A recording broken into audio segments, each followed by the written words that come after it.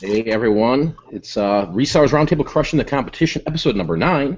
Appreciate you guys hanging out with us live, and for everybody that watches the replay, super appreciate that. We do like the thumbs up, so if you do like what we're talking about, definitely hit the like button for sure.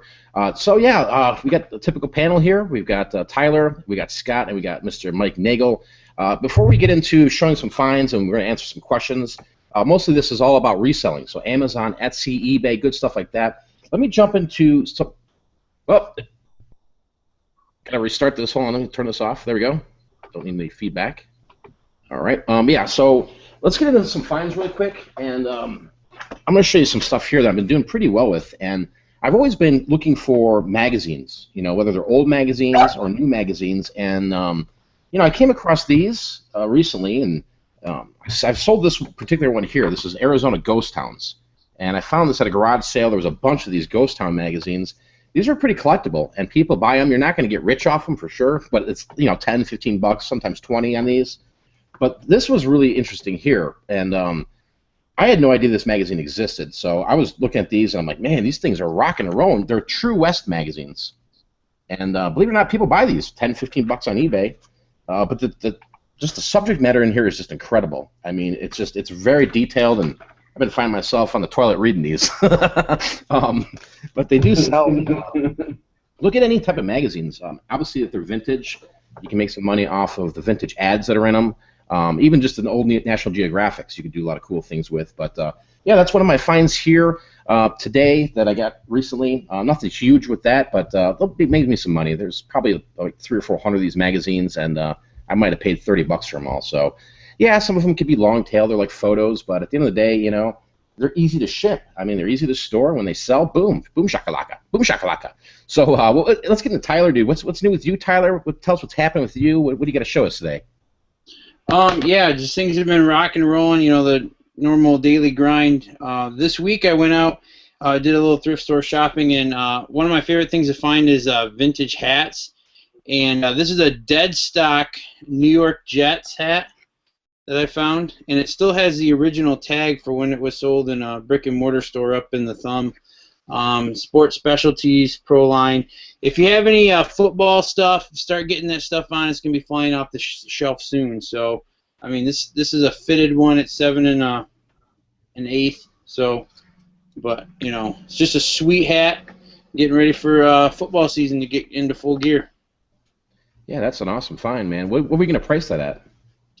Not really sure. This is something fresh. I just picked it up yesterday, so just getting to processing stuff today. It was in line to get looked up, but I haven't quite looked it up yet. So I'm thinking at least like 50 bucks on that one. Nice, yeah. Yeah, great point with the football. I mean, it's starting, and I just sold a couple Bears snapback hats. I sold one today, one over the weekend. So if you got the football stuff, get it listed. T-shirts, hats, jerseys, diapers, whatever it takes. So that's awesome, Tyler, for sure. So we got Mr. Scott Hightower, reseller shenanigans in the house. Scott, what's new with you, man? What are you going to show us? What's up, Mike? What's going on? Honestly, I want to say I love that T-shirt you got on, man. Allergic to failure. I need that. Hashtag allergic to failure. Allergic to failure. It's awesome. Well, I wanted to show something I picked up. It's pretty cool. One of the things I always look for when I go to thrift stores is vintage linens, and it seems like it's always a weak spot at whatever thrift store I go to. You know what I'm saying? It's no thrift store that ever prices these like crazy. But I picked up today this. Let me get it out so y'all can see the good part. It's a Space Jam comforter. Let me get the part with Michael Jordan at. Where you at? Hold up. I had it folded so he'd just show right up. There he is right here. Right here. The Space Jam comforter. And, it's got everybody from the movie that was in there. Got the logo on there. And it's a little thin. I mean, it's what, 25 years old? They just had the anniversary for the movie, right? It was like 25 years old. Crazy. But this is something right here that, I'll price it at probably like $75, $100. You know, somebody want to get this, probably look for the sheets and everything. And this is one of the ones you always want to look. If you look at the sheets and looking at the Space Jam ones, any ones with Jordan on them was money. So this is what I found. And I only paid 50 cents for this. So Dude, that's a steal. I mean, I know we talk a lot, Scott, and but that's those themed comforter sets and bedroom sets and even the sheets and the even wallpaper. I mean, all that stuff sells. I mean, you wouldn't think it would, but I mean, you've done pretty well with that stuff with some of the other characters, and it's amazing. Yeah, exactly. I've done really good because it's like the stuff that we had as kids, that we want our kids to have that same. You just can't find the same stuff or the same quality as you could back then too. Something like this that was made, it wouldn't make it 20, 30 years into the future that's made today. We've talked about that before. And you're like, man, I want my kids to have them same Power Ranger sheets that I had, or I want them to have that He-Man bed set that I had. You know what I'm saying? You just want to share that with your kids. And this is some good nostalgia. Somebody's gonna buy this. They're gonna pimp their kids' whole. They might not even know who Michael Jordan is. But they gonna have the Michael Jordan pimped out room for their kids. So. Right. I mean, if Kim let me put up the Star Wars dude on the bed, I'd be rocking. But she'd probably throw me out. Oh man. Awesome, for sure, man. But yeah, you're right, dude. Like, I mean, you go around and you look for those at the thrift stores. You'll notice that a lot of times they're just not keen to what they are, and they're priced really cheap. So. Pretty cool, awesome find. We got the band hammer in the house, Mr. Mike Nagel, freaking WWF wrestling champion of the world. What's up, Mike? What's new and exciting, man? Nothing much, but like going along with what Scott just did, like he kind of just ruined my unveiling because I got something doing with Jordan too. Oh. Good job, Scott. No. Hate to steal your thunder.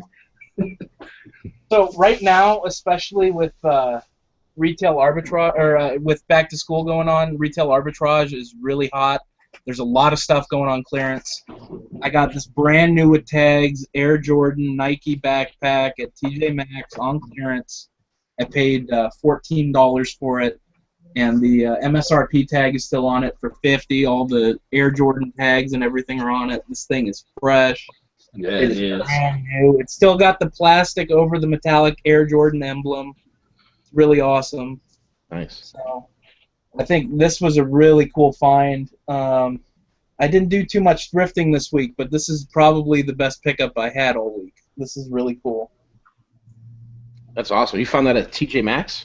Yeah, I found it at TJ Maxx. It was the only Air Jordan one that was on clearance, and this was the coolest looking one out of all of them anyway. So I don't know. That bad boy listed, dude. People are buying backpacks. I don't know. I may buying keep up the it packs. I got such a good deal on it. I may keep it for me. I don't know. The reseller life.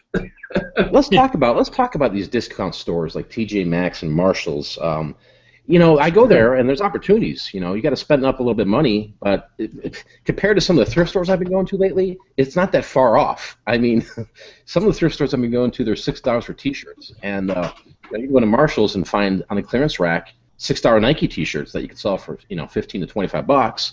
And but what is some stuff? I know, Tyler, you deal with the kind of the arbitrage stuff. What is stuff that you look at when you go into like a TJ Maxx or Marshalls? Shoes?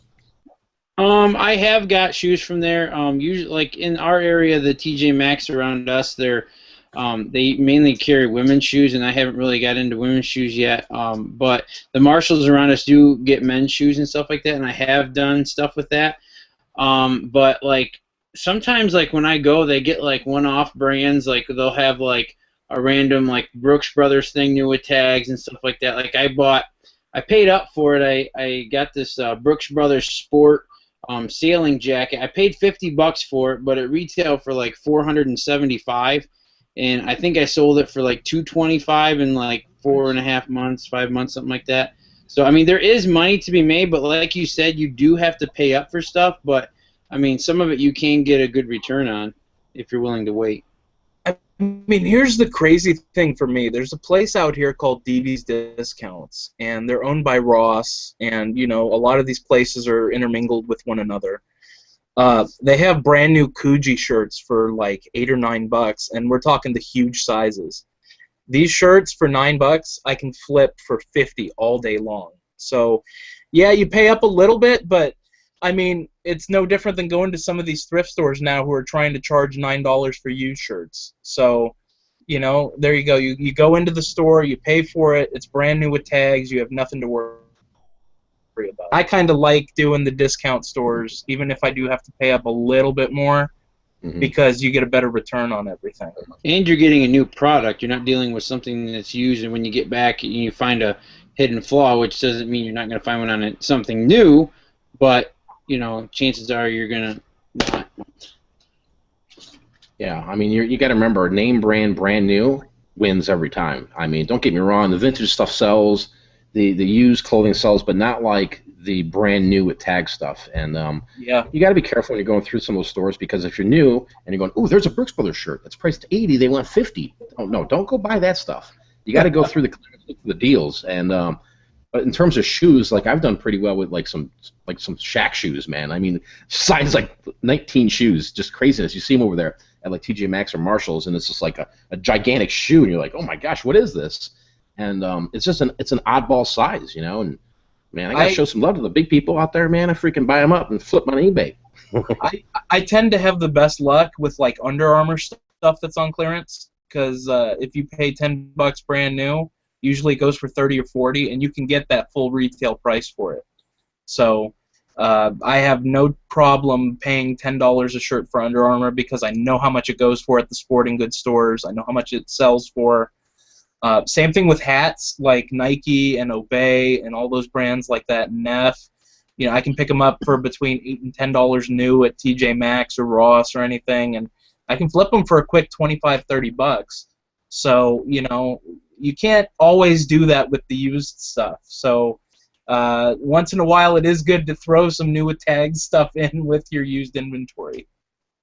Oh yeah, definitely. I mean, I just cleaned house on some 4XL, 5XL stuff from Adidas, and I mean, they were just blowing them out. $3 a shirt. I'm like, dude, there's 4XL, 5XL people out there. Oh, Mikey's gonna sell them, man. I'm gonna flip these things. I finally sold them out, you know, and I was getting $25 to $30 to $35 a pop for these Adidas shirts. So obviously the same rule applies if you guys have been following us for a while with, you know, the used clothing market. Big boy sizes, big girl sizes sell too, you know, 4XL for sure. So let's get into some questions here. I know there was some questions we had from the Resellers Roundtable Facebook group. If you're not a member over there, you can go to Facebook, type in Resellers Roundtable. It's a free group. There's a lot of people there. It's growing, and just a really cool vibe over there. We got a question here from Ryan. He says, here's a question for those on the show. Has anyone shifted gears yet for Q4? Let's go down the line here, and I'll address it too. Tyler, are you gearing up right now for Q4 with Amazon? I started January 1st. Yeah, I mean, I'm really like trying to put more out and stuff like that, but I mean, all year I've been having the mindset of just trying to get ready for the fourth quarter and everything, and just trying to prepare my inventory and whatnot. And I know right now there's the slow times and stuff, but I'm just waiting for, you know, the big cash out at the end of the year. So yeah, I've definitely picking it up a notch, but it's been on my mind all year. What would you say, Tyler, and you don't have to give out your secrets or something like that, but what would you say you're really focused on with Amazon? Are you focused on finding thrift store stuff? Or are you doing a lot of the arbitrage, new stuff, books? And then the other question to follow up is, are you saving a bankroll? So when, you know, after Black Friday, you can go out there and find some of the deals or chase some of these hot toys. Definitely. Yeah, I've set money aside for that, and it's a percentage of what I'm making each week, putting aside for that.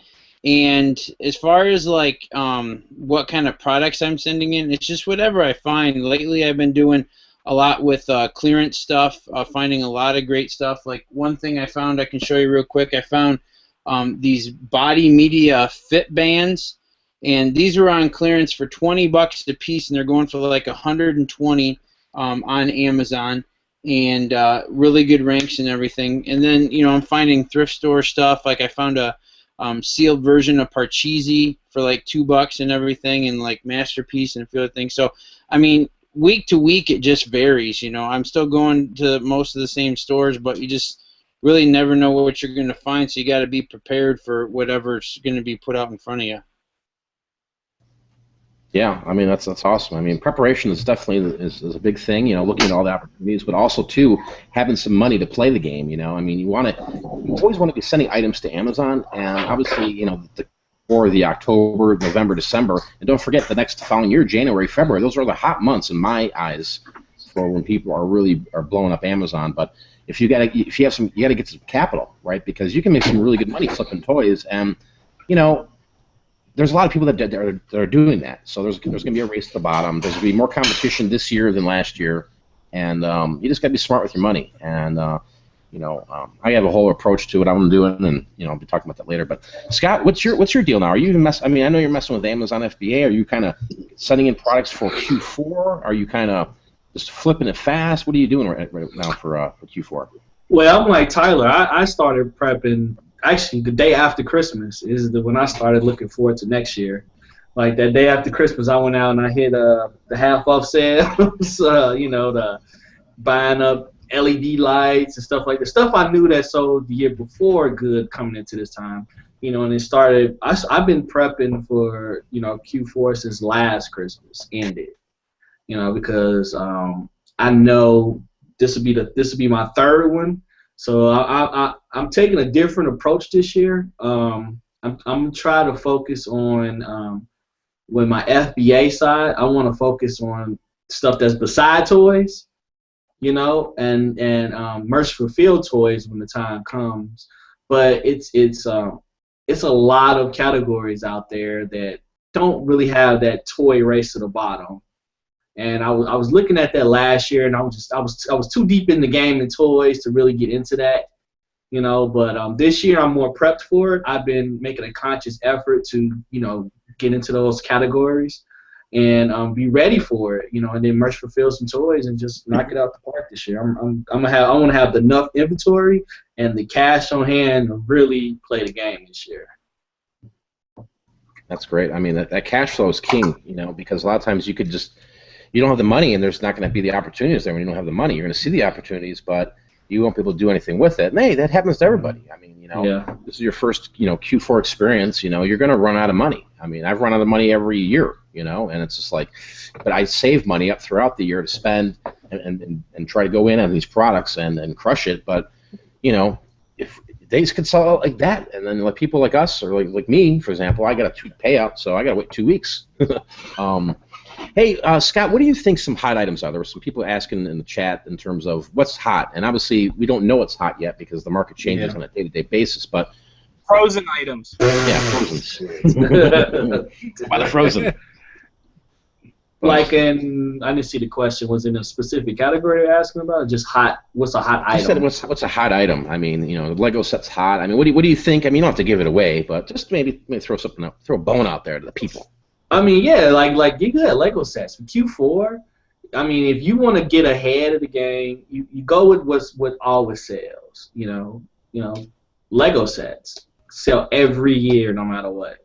Yes, of course you have to be smart. You don't want to go crazy on your Lego sets.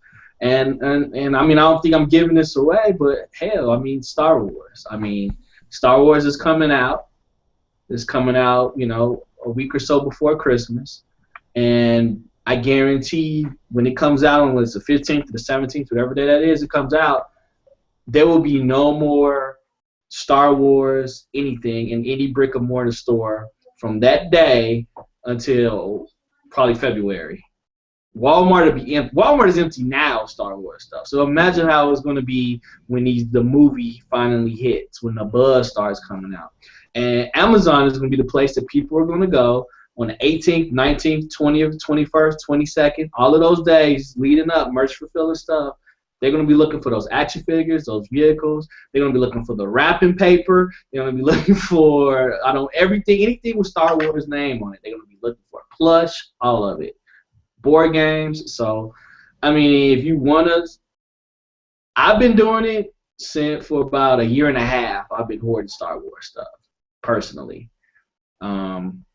I know Mike has. Can't go wrong with the Star Wars, man. I mean, it sells all year long anyway.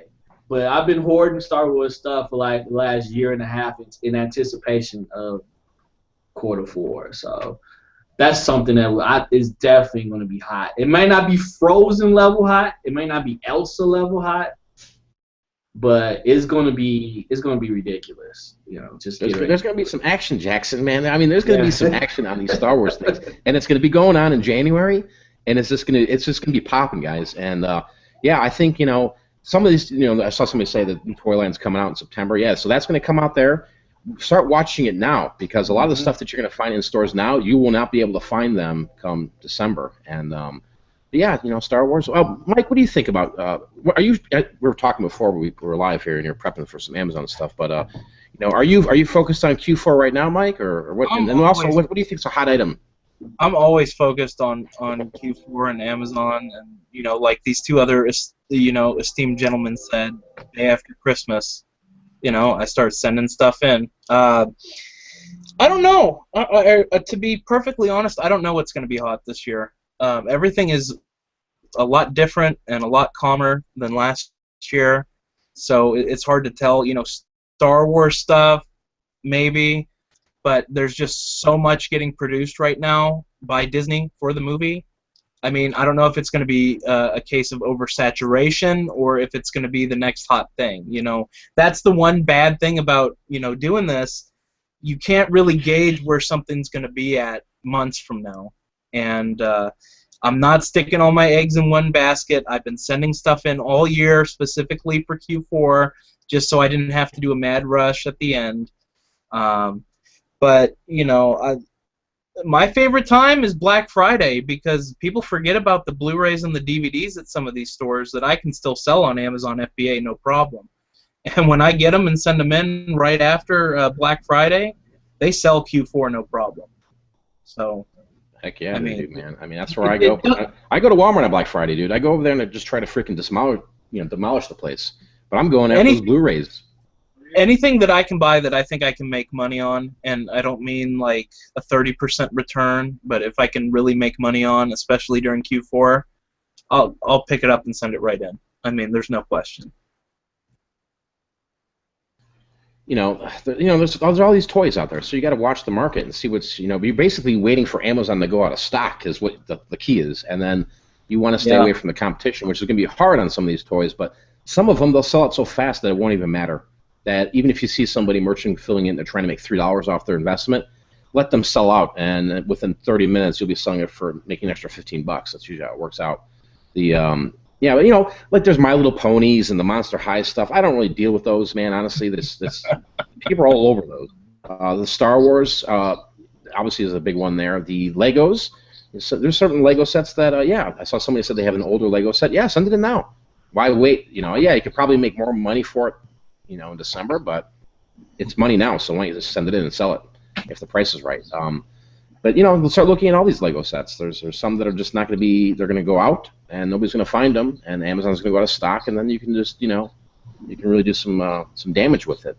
But for me, with Q4, I mean, I've been since January, like Tyler said, just slamming this stuff over there. I'm actually coming at the end of this month. I'm pretty much going to close down my eBay stores, and I'm not saying close them down, but pretty much say, hey, I'm not really listing much on them anymore, just to really focus on Amazon, because every year, I mean, I keep adding more, and then just do it bigger and better, and, I want to focus on that. So I'll have, September, October, November, January to keep sending products in there. But I will probably still be listing a little bit on eBay, but mostly I'm attacking it right now with video games and any type of things I can find at the thrift stores, garage sales, doing a lot of online sniping, clothing, anything I can make $1 on, honestly. But but the biggest important thing for me is to have some money. So when Black Friday comes, I can walk in there like a baller at Walmart and be like, let's go, And because we did that last year, and we cleared off 2 skids of Legos at Walmart, and people were just looking at us, and it was fun. And those things sold so fast, and they were like $20, and I was getting 90 to 150 for them. So you'll find opportunities out there. But you got to have the money. It's like everything else, right? Got to have the money. So there was another question about Q4 here. Hopefully, I answered your question there, Brian. Another one was from Marco in the group for Etsy sellers. It says he knows me and Mike Nagel. Is there a Q4 for Etsy? Do you gear any attention on Etsy for Q4? Yeah. You got to remember too. When I talk about Q4, it's eBay, Amazon, Etsy, everything e-commerce, right? It's all in the play. A lot of people think Q4 they just focus on there. Go lay down. They want to focus on Amazon, and that's cool. I mean, that's where I think there's a lot of money, but eBay sells too, guys. Etsy takes off. November, December. Once it starts getting cold out there and people are in their houses and it's coming to the holiday season, people just start buying. I mean, Tyler, have you sold on Etsy in Q4 at all, or? No, this will be my first Q4 with Etsy, so I'm looking forward to hopefully having some success on it this fourth quarter. So. Yeah, I mean, I've done a couple, and it's not, no complaints out of me. I mean, the stuff sells. I'll sell more in November, December than I will in, let's say, like a June and July and August on Etsy. So, Scott, I mean, you mess around with Etsy, man? Yeah, I'm going to be relaunching my store coming up within the next month. So this will be my first Q4 on Etsy. So I'm looking forward to it. I know it's a lot of traffic on the site. I know that historically online everything doubles. So I'm looking forward to getting some good old $200 T-shirt sales on Etsy. I hear you, man. I mean, and it pops. I mean, that's where people are buying them. You wouldn't think people are giving out 87 Motley Crue T-shirts for Christmas, but yeah, they are stocking stuffers, boys. Mike, do you mess around Etsy, man? And man, I love Etsy. I love Etsy. This is like I think my 5th or 6th full month in a row where I'm actually putting stuff in my store instead of just saying I have an Etsy store. I actually have stuff in my Etsy store. Stuff has been popping. I've been selling stuff. I just sold an Eddie Bauer wool cardigan sweater for $70, which had been sitting on eBay for a long time. I am looking to move all of my vintage stuff from eBay to Etsy for the fourth quarter and see what happens. I'm thinking that by moving it to Etsy, there's going to be a lot of different eyeballs on it, and I'll be more successful moving it because it seems like a lot of the stuff gets lost in the shuffle of my store because there's so much stuff on my eBay store, even though it's organized and everything. So it's going to be cool just to have a straight vintage store on Etsy Q4, and hopefully I'll sell a lot of stuff. That's the plan, right? It's about making that money, right? Making that cheddar, right? What I'm supposed to do, make the money. There was a question here, and I forget where it just disappeared. But do we use any tools in terms of looking? Maybe I'm thinking of what this person was asking was, do we use Keepa or Camel or anything like that? Yeah, I mean, I look at it. It's not set in stone. You know what I mean? When for example, Camel, I see it all the time where I've literally sold some of these items for $100, and it never says it on Camel. So the highest price ever sold is $40.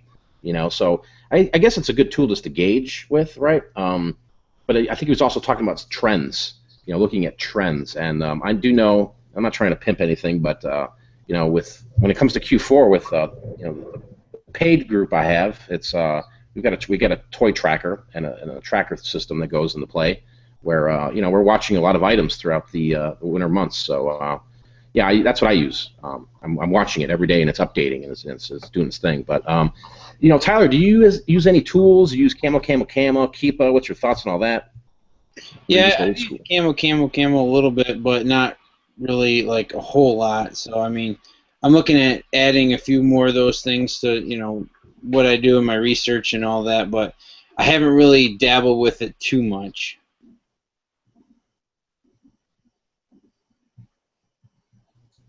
Yeah, I mean it's another tool out there that you can use. I think after a while, you just kind of gauge it based on the rank and and your gut feeling. Hey, I sold this before. Scott, what's your thoughts? I mean, you got any tricks up your sleeves, man? Any That's it. Programs? I know programs. I use a combination of Keepa and Camel. But at the end of the day, I mean, I make a call. Based on the experience I've had selling other items in that category, rank, the amount of money I have, the amount of risk I want to take. It's a lot of factors that go into play, and then before you make that, when you tracking something. But at the end of the day, it's like you just gotta make a gut call on it. You know, are you willing to risk it? Risk reward. Yep. Yeah, Mike, what's your thoughts? I mean, you got anything special, man? You got a tool that you want to share with us, or just say go out there and scan it and sell it? I mean, normally I just scan it and sell it, and that's it. But lately, since I've been taking my Amazon a lot more serious than I have been in the past, because before it was all eBay. Now I'm like diversifying and everything. I find myself using Camel a little bit. I have the Keepa extend on, so I can just look at it whenever I type in anything.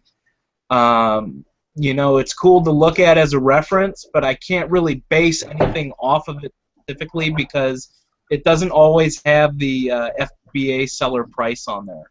So for me, it's like a judgment call at the end of the day, but it's always great to have a reference tool in front of you so you can base your decision on it. Exactly. Gotta make a good call. Marco says here. What? Sorry, what, Scott? Not to say you gotta make a gut call sometimes. You gotta be the boss, man. You gotta put this, second decision down. Put your foot down. Say, yeah, I'm gonna work this, right? There was a quick thing here from Marco, and yeah, ranks a timestamp, but not the whole reason to not buy an item for sure. I mean, you gotta gamble a little bit. You gotta take risks. You gotta try things on Amazon that maybe you haven't tried before, and then when they sell for you, go, hey, wait a minute. I didn't know I can do that. There you go, boy. Some people have such strict rate guidelines, and they just need to get out of that bubble. Sometimes you gotta just look at it, look at the item, look at the reviews, look at the whole picture, then make a decision. Don't just base it that, well, I don't sell anything over 50,000 rank. You know what I'm saying? 'Cause there's a lot of stuff out there. Rank really doesn't have any bearing on my final decision if I'm gonna sell it or not. Yeah, not really for me either. Yeah, there's definitely rank Nazis out there. The people that are just like, this is the way you do it. This is how it has to be done. Blah blah blah. 45 million this month, right? Do it my way or the highway. And I sell 6 million books. I sell freaking audio books on tape, books on cassette tape that look like they would never sell. I've sold CDs that are ranked 1 million, so it really doesn't mean. Yeah. It's just a lot of times it's patience. A lot of times it's what do you want for your business? Do you want long tail? Do you want fast flips? What we've said this before. Incorporate all that into your business, and that's how a lot of times you can get some higher dollars for these VHS tapes that sell or these books that go for a couple $100. There was a thing here before, and I think it was James. He posted it in the Resellers Roundtable group. It was an amazing score. It was that Levi's. Did you guys see that in the group? Yeah, $850 for it. Yeah, that was really cool. $850, man, just awesome freaking scorer. And he was talking about Etsy. Should he be doing stuff with Etsy? Yeah, you would have probably sold that same shirt on Etsy for that same price, maybe even a little more. To be honest with you, but there's a heavy. Is that the final value fee is nowhere near as bad as you paid eBay? Yeah. Yeah, there's the fees are less with Etsy, and then here's what you gotta do is you gotta list them on both, right, and see what happens. But I would definitely give Etsy a try. But yeah, if you find any of those older vintage Levi's shirts, man, oh my gosh, I mean, anything Levi's, anything vintage Levi's, any vintage denim Levi's is just. Honestly, it doesn't even have to be vintage. I just sold a diamond pearl snap like newer version of a Levi's shirt for like I think $60, and it only took a week, and I got it for like $3. I mean, even the newer stuff goes quick. It doesn't really matter as long as it's got that denim shirt with those pearl snaps. You're good to go. Yeah, here's a question from Peachtree. He's got an opportunity for some Xmas lights in bulk, 350 boxes, $1 each, ranks 700K. Would you dive in? I wouldn't. That's just me though. Tyler, would you buy them all? 350 boxes of Christmas lights, ranks 700K for $1 a piece. Or I'm assuming it's $1 a piece. If it's 350 boxes, is that what it is? I don't know. What is the actual numbers on it? All right, so it is a. He has an opportunity for Christmas lights in bulk, 350 boxes at $1 a pop. So $350. It's ranked 700,000. Would you buy them all, or would you buy any? I'd probably buy a few of them. I don't know if I buy 350 boxes of them. Yeah, Yeah, I mean, if the rank was lower, I mean, I would definitely entertain that. Just that rank right there for me honestly scares me. I know there's opportunity there. I don't know what they're selling for either. I mean, if they're selling for $4.99, heck no. But then the the rank could FBA change, sellers. you know. What, Tyler? Yeah, I would look to see if it's look on Keepa and Camel. It might Yeah, be 'cause, something like, how many people that have- drops, that drops around Christmas. I mean, like that's another risk reward thing. It could drop again this year, and it may never drop again. I mean, the other thing I would look at is to see how many other people are actually selling this item right now at the same time also. Yeah, how many sellers will actually want it right now? If it spikes during Christmas time when the Christmas lights are selling, I do some research and see if it's something that's viable. Yeah, if it's LED, I mean, yeah, I probably would because I think I could. I wouldn't even try. I mean, I'd send some of them into Amazon. I wouldn't flood the market over there, but I think somebody mentioned it here in the comments too that locally, I mean, who wouldn't buy those? If they're a buck, you can turn around $4 a box. Where are you gonna get LED lights for $4 a box? Yeah. If they're nice lights, I mean, if they're the cheap ones that are at the dollar store, those don't last more than 6 months. Why you gotta talk shit about my dollar store, Mike? No, you've seen those lights, dude. You go buy those freaking I the won't street even lights touch or 'em. like landscape lights, dude. Those things light up one night and 2 days later they're freaking burnt out. I won't even touch them with a 10-foot pole. Yeah. But yeah, if they're LED, I mean, look at it. I mean, again, what's your bankroll? I mean, can you afford to spend $350 and sit on them if none of them sell for 6 months?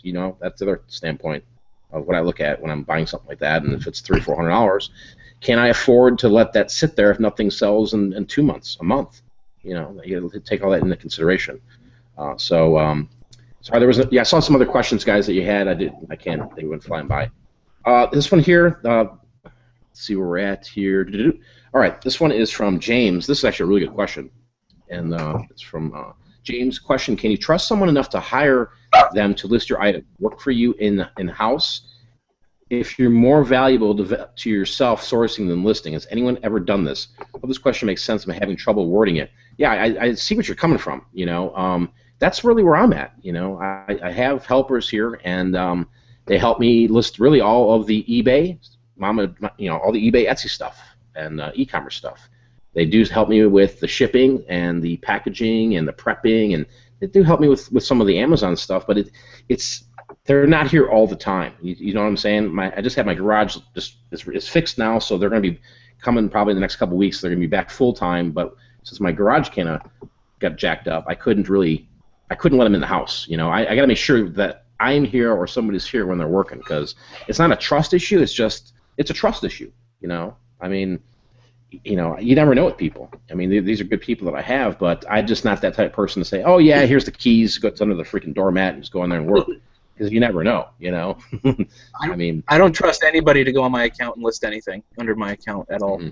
However, I have done consulting for other people and have done that for them, but I don't know. I don't trust people enough to go on there and do it the way I'd like it. I'm very, very particular about my listing, and I'd rather it fall back on me if something was done wrong than anybody else who just happened to make a mistake, because this is my livelihood.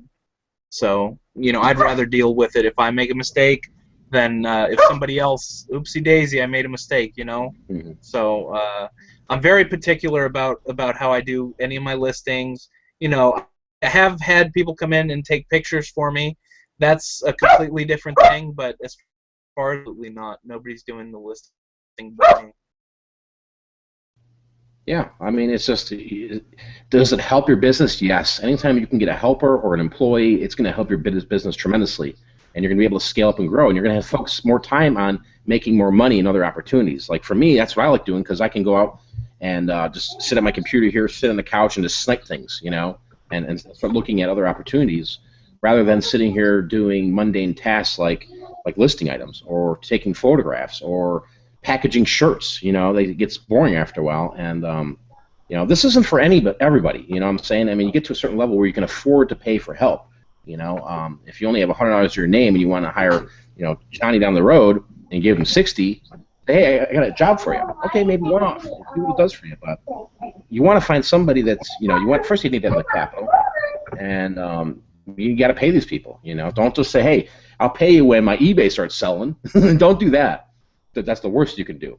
You know, if you make a deal with somebody and they're doing freaking labor for you, and it's just based on the eBay. You know, oh, you'll get paid when we get paid in eBay. I wouldn't do that. You know, there's a lot of desperate people out there right now that are willing to work for nothing and peanuts and stuff like that. But you know, at the end of the day, it does help your business. It helps you grow. It helps you scale.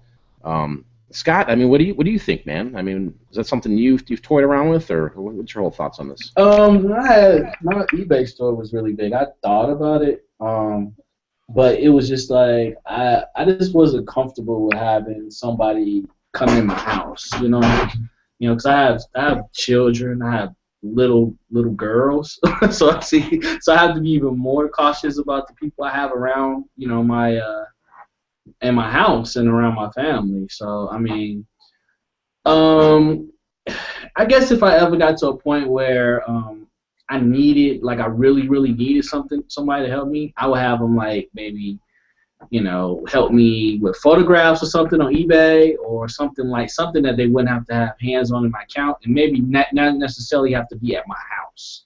You know, maybe they could edit the photos for me or stuff like that, or whatever. But like I work out of my house, and I have to think about more than just me when I making decisions like that. So probably not. I mean, you never know with people, man. Especially you never know. Like I said, I mean, one day they could be the greatest person. Next day they're doing meth. You paid them once and they're freaking methed out. I learned that the hard way. When we first moved here, I thought this guy was a great worker. He did the whole landscape around here, and I was like, "Hey, you want a job?" He's like, "Yeah." Next thing you know, he got paid, and he came in the next day to work, and he was just like, "Oh yeah, bro, how do you do that?" He couldn't even photograph right. I'm like, "What are you doing, dude?" And you could just tell he was just jacked up. I'm like, "Oh my god." That's when you're like, "Hey, you really gotta watch who you're hiring and trying to get help from, because even like I said, I thought this guy was a stand-up person, and all of a sudden he's got a little money and he's freaking methed out." I mean, I know, Tyler, you've hired people, you've had helpers, and can you talk about that? Did it help your business? And your eBay store is pretty good size and get a lot of inventory over there. Can you talk about just how you pay these people? How does it work? Are you still doing it? The whole 9 yards. Yeah, I actually, like, a friend of mine, he works seasonally at the camp that I'm at right now, and then in the winter he does a couple of part-time jobs, and he helps me like 1 to 2 days a week. And it's really helped like grow my business. I mean, over the course of the spring when he was helping me before he got this other seasonal job, I mean, we were adding over 100 items a week to the eBay store, sending out a couple shipments a month. I mean, things were going really good, and I just actually talked to him today about it, and he's really looking forward to coming back and helping me, and I'm just glad that he's come back. For one, I don't have to retrain somebody on everything. One of the tools that I use, I know Mike was saying he didn't want people listing on his account, is I do use Octiva.com, and that works really well because then I can just have him sign in and everything, and then he's not messing with any of the settings on my actual eBay page. And that way he can save the listings and I can check them over before he posts them. Just in case if he accidentally put in the wrong price, if I had like a champion jersey he was listing and he accidentally put in, $5 when he wanted to put in 50, so it didn't get sniped by Mike and everything. So, but yeah, because I know you've done that before, Mike. So yeah, it's good in that way. And then also too, with the way that works is I can upload the pictures. Like usually what we were doing before we started to work together at one location is that I would take the pictures, write down any flaws on it, and put it on like a sticky note, and then like I would attach it to the shirt. And then when he would get it, when he started listing them, he would take the measurements. If there was a note with it, he would note anything. If there wasn't anything, he would just go ahead and describe it there. But he was able to work out of his house. He didn't have to go anywhere. And I trusted him enough to do that, and he hasn't let me down. So, I mean, we kind of had to modify it a little bit, but the way we got it to work, it's working for us. So. That's awesome. Yeah, I've seen you showed us a long time ago in a hangout, Tyler, the Octavia setup. It's pretty slick, honestly. I mean, you just go in there and tweak it, and it's all there. So hopefully, James, answered your question. I mean, I just saw you posted over there, James, and you're like, hey, I got 5,000 items sitting here. If you've got the capital, find some help, man. Maybe a family friend, or if you got a daughter or a son, try to find some work to get that stuff listed, because that stuff's money, and just sitting in a corner is not doing you any justice. You know what I mean? And I'm not trying to get down on you. I'm just trying to encourage you to go out there and motivate yourself and get the stuff listed. And if you have the capital, bring somebody else in. There's a question here from Manny. It says, what date would you recommend a new Amazon seller to stop sending in FBA shipments and switch to merchant fulfilled? Personally for me, it's like right around December 7th. I don't send anything into Amazon unless it's something that's long tail, right? I will not send in hot toys after December 7th. It's pointless, because the stuff's going to sit in a trailer. It's going to take 9 days. Next, it's the 18th, and then by the time it even gets there and it's active, you could be losing money at that point. It could have bottomed out, right? That's why, if it's stuff like the books or the thrifted stuff I get, I have no problem sending that stuff in. But if it's anything that's a hot toy or a hot item, just merchant fulfill it and let it go. Mike Nagel, what's your thoughts on that, man? Do you keep sending stuff to Amazon FBA constantly, or is there a point where, if it's a new product that you're trying to sell immediately, do you just wait and send it in anyway, or do you just sell it merchant fulfilled? Well, it depends. Like, if it gets up to like December and it's a really hot toy or something, I'll merchant fulfill it. But up until like December, it's fair game, man. I just keep shipping and shipping and shipping until I can't ship no more. Or what's your thoughts, Scott? Well, I do that. I do one big shipment right after Black Friday. Usually that Monday morning. I send out that weekend worth of shipment, and then like I may do one more, like you said, about a 7. Last year I got kind of lucky because I was pulling my the Indiana fulfillment center.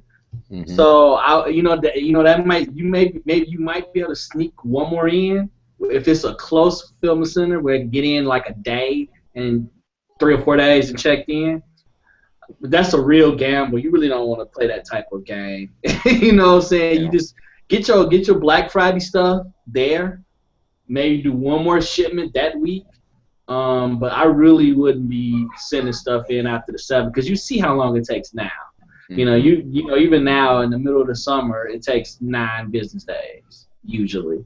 Just imagine how it's going to be where they're not only receiving stuff in, but also shipping stuff out. Absolutely. So you got to take that into account. These fulfillment centers are working both ways, big time. Especially when a lot of the stuff's going to distribution centers now too, and everything's on back order. Or, imagine, because like Scott said, if it's like that now during the regular season, imagine how backed up they're going to be during Q4.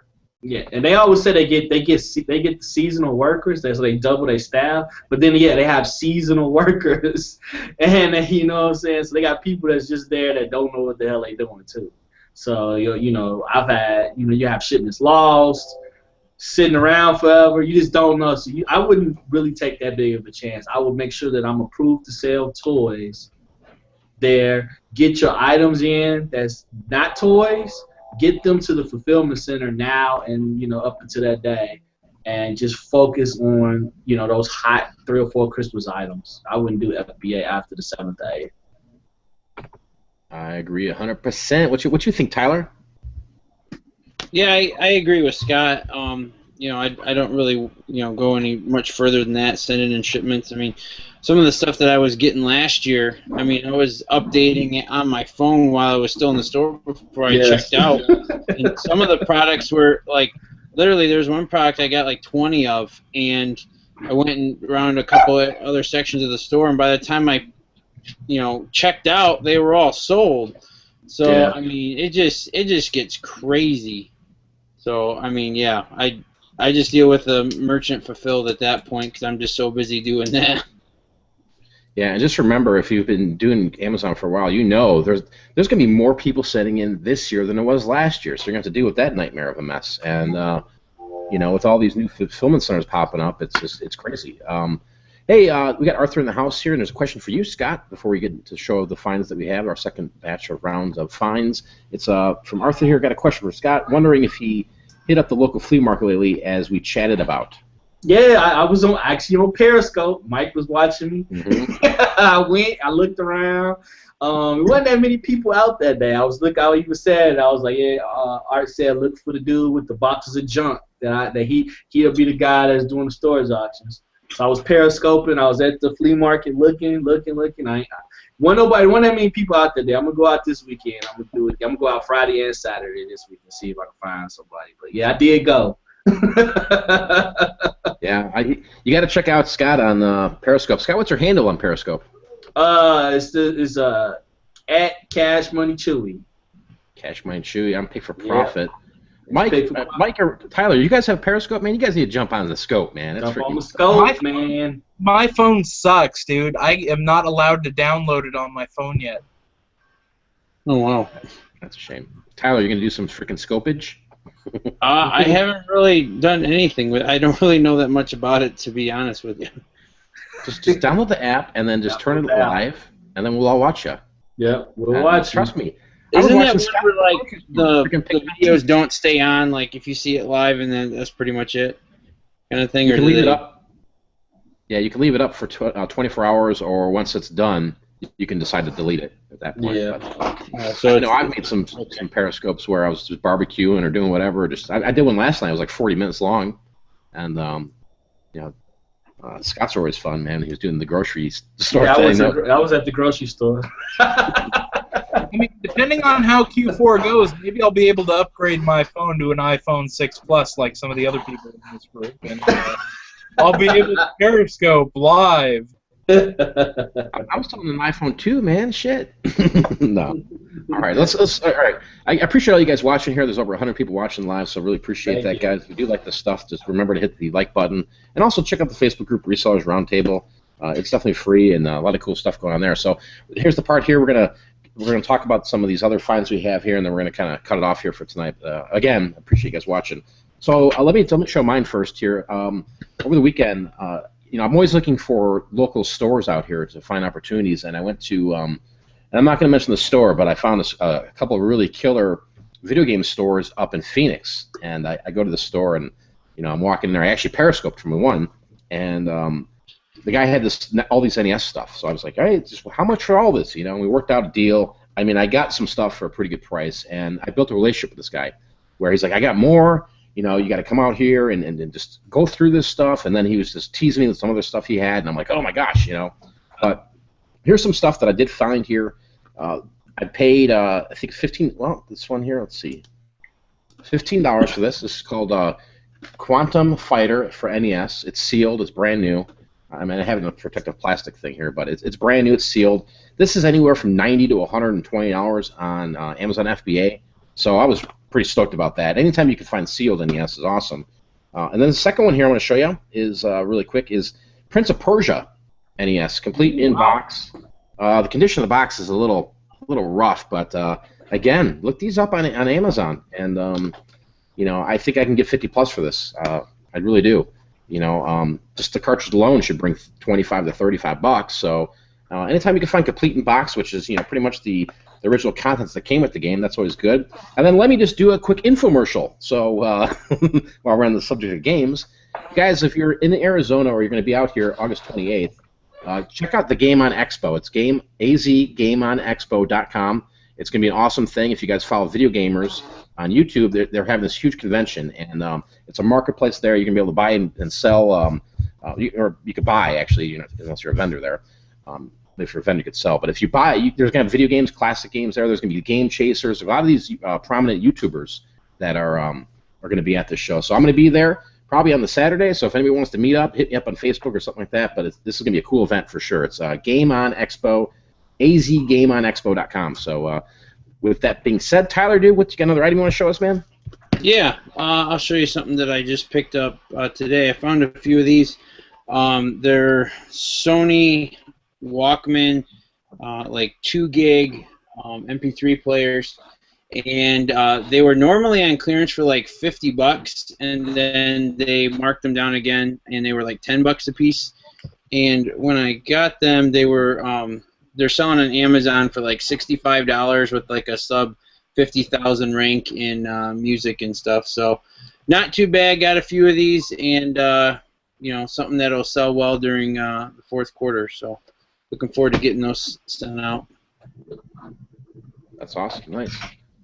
For sure. Scott, what you got, man? What you got? I got it right here. Let me grab this, move this stuff out the way. Now we talked about Amazon FBA, and this is something that do extremely well on Amazon. Puzzles. I just picked up a bunch of sealed puzzles over the weekend. This is a sealed photomosaic Simpsons puzzle. Any normal puzzles like these, I always make sure they're sealed like this. Sealed. Not sealed from the Goodwill. But it is some that you can check and send in. That don't have to be brand new. Ravensburger puzzles, 3D puzzles.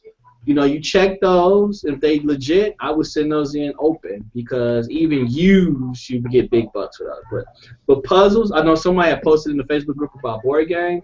Yeah, board games and puzzles are like 1-2 during Christmas time, and these are also some of the most abundant things you'll find at a thrift store. So look for puzzles.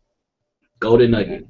For sure. I mean, if you're at the thrift or garage sales, they're out there, and it's an awesome thing. You touched on something, Scott, that I want to bring up real quick, because I've noticed the Goodwill. I don't know if it's the Goodwill, but I can't prove it yet. But I think I've caught them resealing games and trying to flip the stuff, man. And you can tell too; it looks shady. I don't know if it's a customer or maybe somebody who's bringing the stuff in there, but you mentioned that, dude. And I had to ask you about that, because I've seen some stuff. I'm like, dude, this looks shady. Yeah, I always check the seals, because I think Goodwill is starting to do that to mark it up a little bit more. Mm-hmm. So I always check them to make sure it's not like all ghetto-fied on the ceiling. If it looks legit, then I'm good. But if it's all like half-ass and look bad, I know they did it in the back. You can tell by the quality of the shrink wrap too. Yeah, the shrink wrap and the seal, you can tell if it's legit now. But I do watch out for that for the Goodwill, because I have seen Goodwills do that. That's why I say make sure it's legit. Yeah, I've seen it out here, and I'm just like, what is this? And I don't know. I don't even mess with it. I just leave it there. It just looks shady to me. Mr. Mike, man, it's the band hammer. What you got to show us, man? Hold on. Hold on one sec. It says this Cherry Vintage is in the house. She says, yeah, those Goodwills are shady, shady, shady. Yes, they are. You got to watch them, man. Can you all still see me? Yeah. I can see you. What are you doing? Now I can't. You're doing something. The screen's black. No. Now you're back. Oh, okay. What's going on? Do we need an intro? Is this an intro or something, or he just? Is he frozen? He must be. Uh-oh. He got banned out himself. You there, Mike?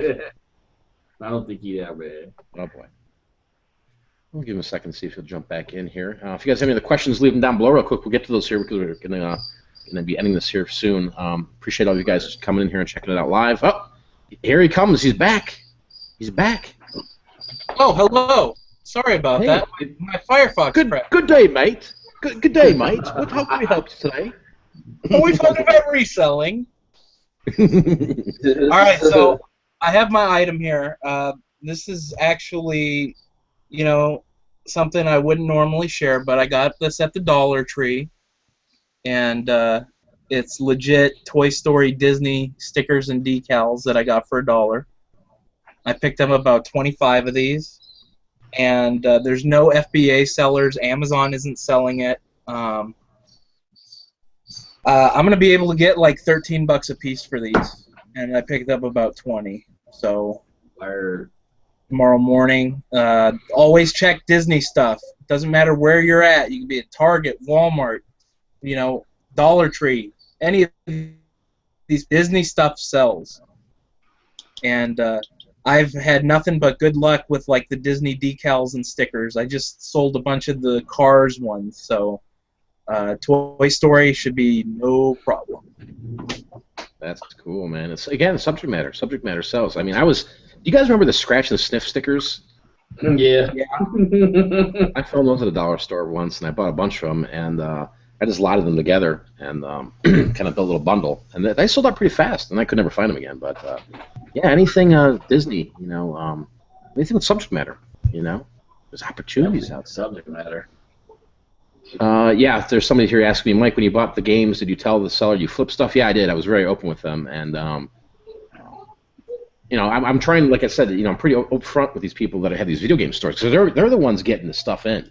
And he gave me really fair prices, and I was really happy. And I was like, hey, he came up with the prices, not me. So, it's again just networking with others that are doing this. They don't sell online; they just sell locally, and they do pretty well. But he gave me some deals, so I'll come back, and I'm gonna actually go down there Wednesday or Thursday because he's gonna pull out some more stuff and go from there. And then, I try to haggle a little bit. I mean, don't get me wrong, you got to haggle. But yeah, some of those prices, like that sealed game, I'm like, I'm not gonna. Why would I try to beat him down? I mean, that was his price. I'm like, hey, okay, Yeah, you're not gonna be able to do that in the games. No, I'm sorry, Mike. But I was gonna say, I was gonna add is like. Plus, I found that when you tell these your local business, when you're in your local game, which is exactly what you do, they know that they can call you first because they know you got money.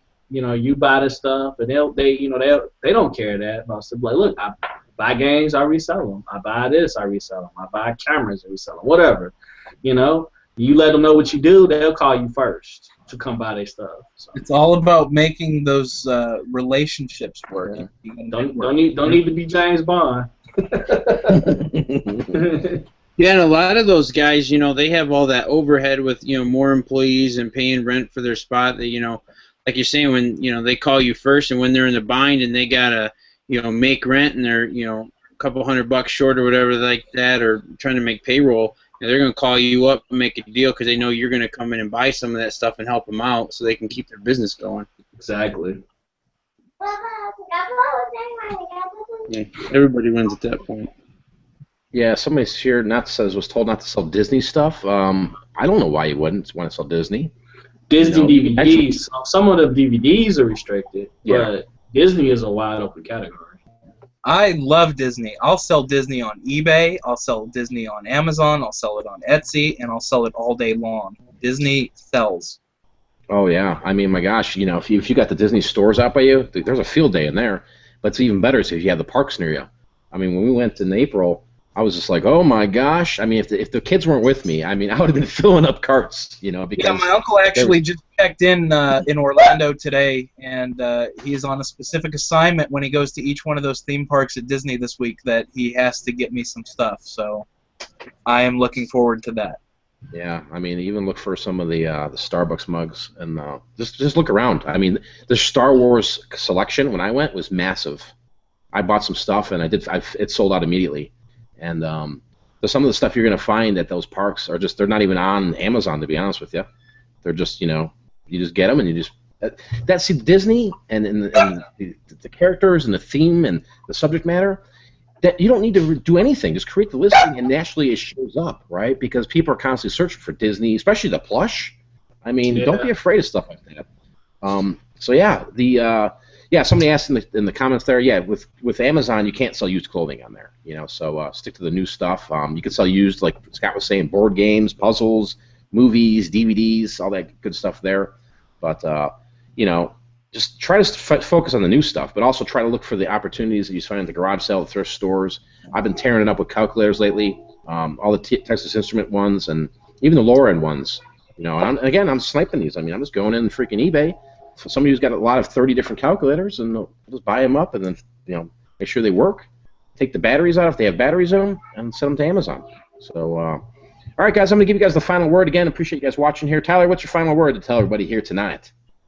I just want to thank everybody for watching us tonight, and I just wanted to tell you guys, don't keep pushing stuff off, for the fourth quarter. Start getting ready for it now.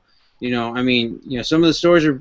All the stores are pretty much closed over by where I'm at, but I just won something on bid for sniping and stuff like that. So there's opportunities, 24 hours a day for you to get inventory. So don't think that just because, it's not between the hours of 9 and 5 where you're at that you can't go to, thrift stores and stuff and find stuff. There's opportunities everywhere, and you really need to start seriously thinking about fourth quarter right now. So I don't wait. If you wait, you're going to really regret it.